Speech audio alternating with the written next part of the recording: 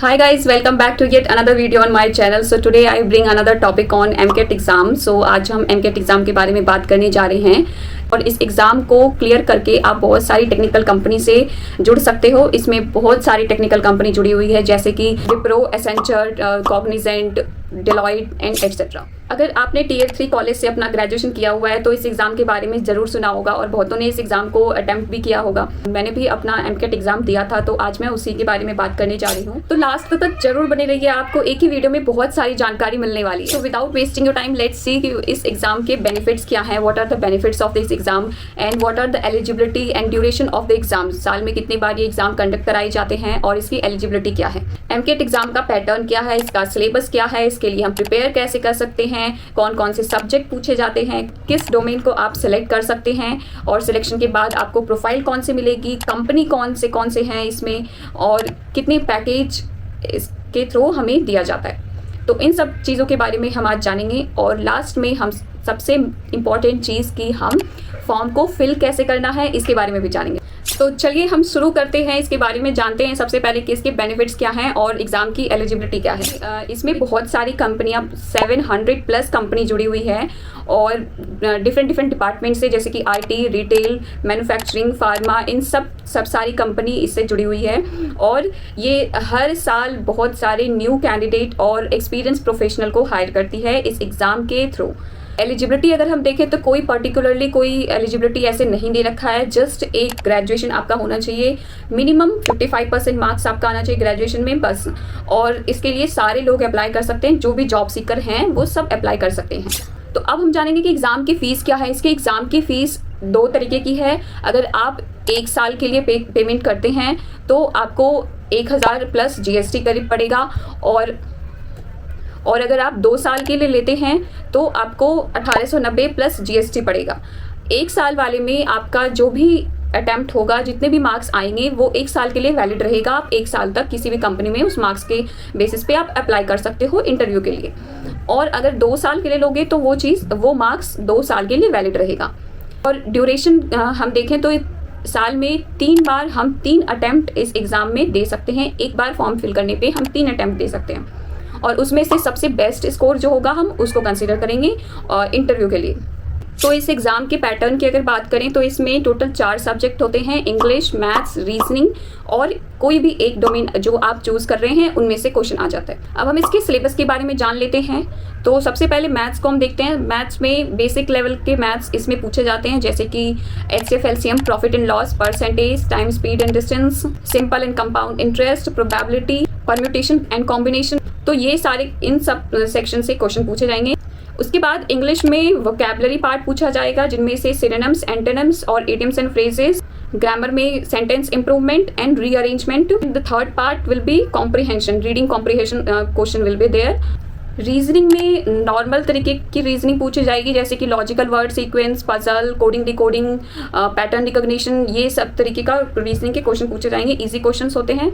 उसके बाद आपके कुछ डोमेन के क्वेश्चन पूछे जाते हैं। हम आप डोमेन के बारे में बात करते हैं कि कौन कौन से डोमेन हम सेलेक्ट कर सकते हैं।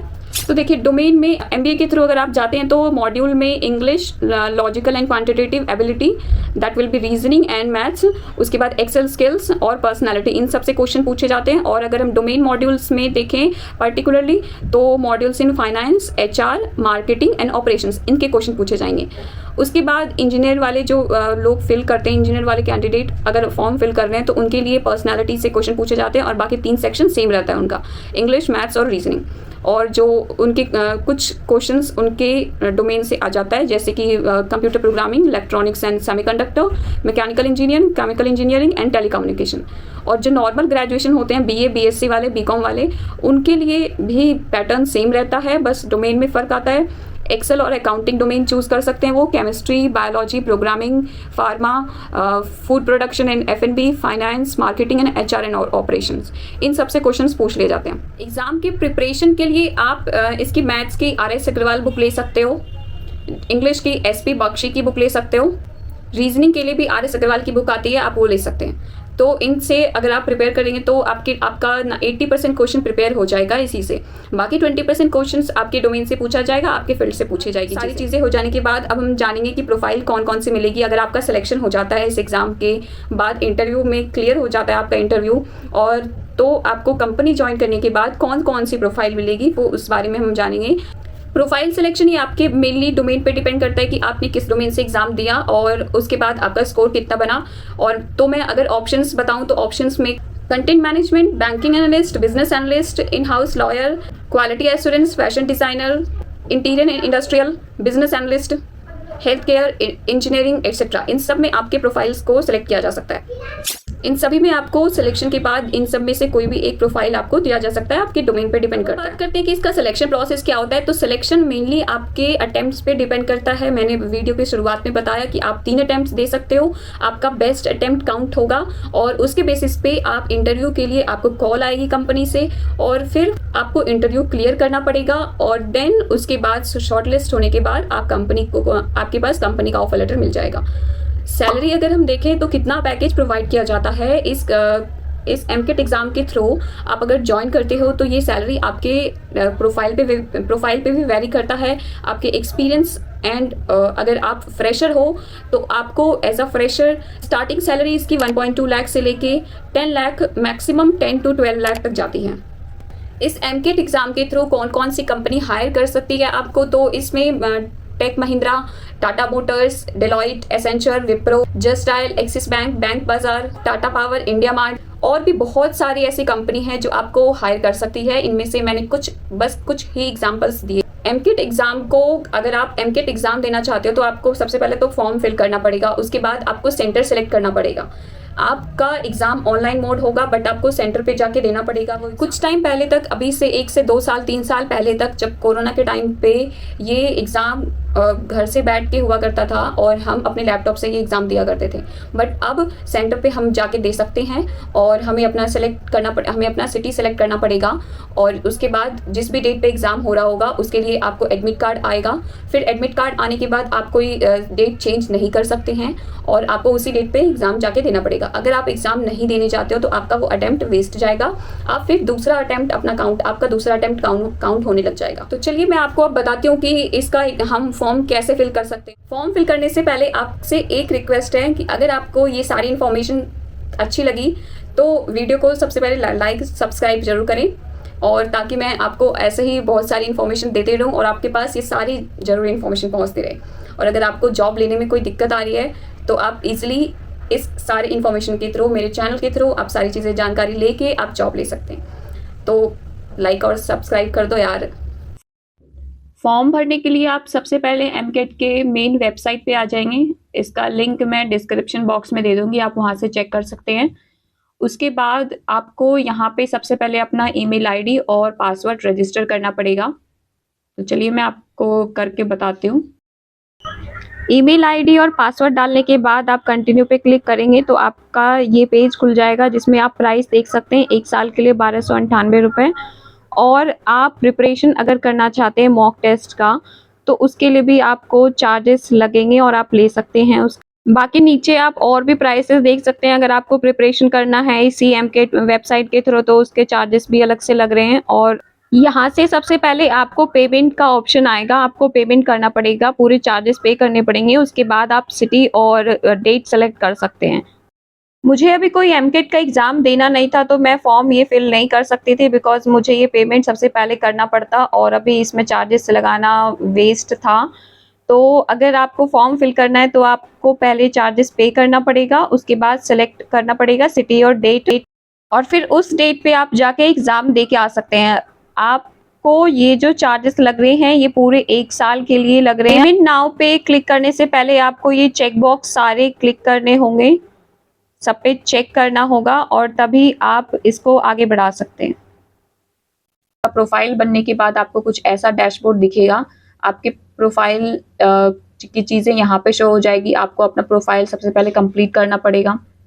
उसके बाद MCAT का जो भी आप टेस्ट देंगे टेस्ट बुक यहाँ से कर सकते हैं और जिस भी डेट पे आप टेस्ट दे के आएंगे उसका स्कोर्स यहाँ पे अपडेट हो जाएगा। आपके नंबर और आपके जीमेल आईडी के अकॉर्डिंग आपका स्कोर्स अपडेट हो जाएगा। आप यहाँ से अपना स्कोर्स चेक कर सकते हैं। सर्टिफिकेट आपको प्रोवाइड हो किया जाएगा, आपका जो भी स्कोर रहेगा उसके अकॉर्डिंग आपको सर्टिफिकेट मिलेगा, वो यहाँ पे से आप डाउनलोड कर सकते हैं। माई जॉब्स पे जाके आप अपने जॉब वैकेंसी, जितनी भी वैकेंसी निकली हुई है एमकेट के बेसिस पे, वो आप चेक कर सकते हैं और आप खुद से भी अप्लाई कर सकते हैं। किस टाइप की वैकेंसी ढूंढ रहे हैं, किस टाइप का जॉब ढूंढ रहे हैं, वो सब चेक कर सकते हैं। Job seekers kit, resume builder, mock interview की तैयारी भी, आप इंटरव्यू की तैयारी भी यहाँ से कर सकते हैं। ये सारी चीज़ें आपको दी गई है। अब देखिए यहाँ पे माई जॉब्स में आके आपको ये सारी चीज़ें भी दी हुई है। अप्लाइड जॉब्स, आपने कितने जॉब्स पे अप्लाई किया, जॉब इनवाइट कितना आया आपको आगे से, ठीक है। मैचिंग जॉब्स आपके क्राइटेरिया के अकॉर्डिंग कितने मैचिंग जॉब्स हैं, और इंटरव्यू इनवाइट्स कितने आए हैं आपके स्कोर के बेसिस पे। अगर आप अच्छा स्कोर लेके आते हैं तो आपको आगे से इंटरव्यू इनवाइट्स भी आएगा। और ये सारी चीज़ें हो गई। अब देखिए यहाँ पे आपको बहुत सारी वैकेंसी निकली हुई यहाँ पे दिख रही है ना, तो ये वैकेंसी एक टाइम पे निकली हुई थी जो कि अभी फ़िलहाल में एक्सपायर्ड हो चुकी है। ये अभी वैकेंसी ओपन नहीं है, बट ऐसे ही बहुत सारी वैकेंसी निकलती रहती है हर साल। यहाँ पे बहुत सारी वैकेंसी निकलती है। आप उसके अकॉर्डिंग साल में 3 अटेम्प्ट दोगे, उसके अकॉर्डिंग आप जो भी वैकेंसी निकलेगी स्कोर के बेसिस पे आप किसी भी कंपनी में अपने एलिजिबिलिटी के अनुसार आप अप्लाई कर सकते हो। आगे से अपने आप से खुद से आप अप्लाई कर सकते हो, और नहीं तो आपको इंटरव्यू इनवाइट भी आएगा। आप अपने सुविधा अनुसार आप फॉर्म भी फिल कर सकते हैं उसकी।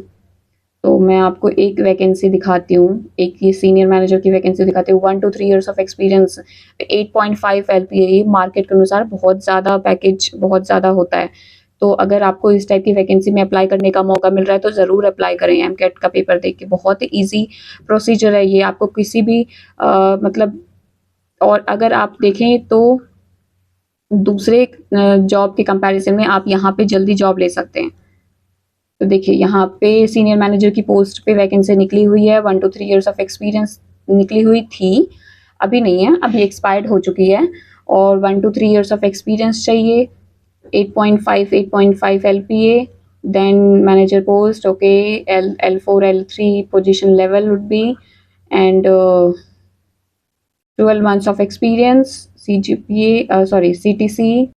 So they are asking for these type of skills, and these are the criteria. So इस टाइप के क्राइटेरिया आप नॉर्मल, अगर 1 to 3 ईयर्स ऑफ एक्सपीरियंस आपके पास है और एक्सपीरियंस लेवल पे आप अप्लाई कर रहे हैं तो आपके पास एक कुछ ना कुछ एक्सपीरियंस होगा, तो आप अप्लाई करके ज़रूर आगे बढ़ सकते हो। और दूसरी मैं वैकेंसी दिखाती हूँ for fresher. Yeah, this one, Android and iOS developer. This one is for fresher only, and package is also very good. Package is also starting from 5 to 5.5 LPA. So this is very good package. You can go for it for this type of vacancy if अगर future में कहीं आता है ऐसी। Interview process में aptitude test होगा, एक maths like test होगा, मैथ्स और रीजनिंग। फिर technical face to face interview round होगा ऑफिस में, और देन HR राउंड। ये इनके प्रोसीजर हैं जो ये करवा रहे हैं लोगों को हायर करने के लिए, कैंडिडेट को हायर करने के लिए ये प्रोसेस फॉलो करवा रहे हैं। और नोएडा की वैकेंसी है ये, बहुत बढ़िया वैकेंसी थी ये।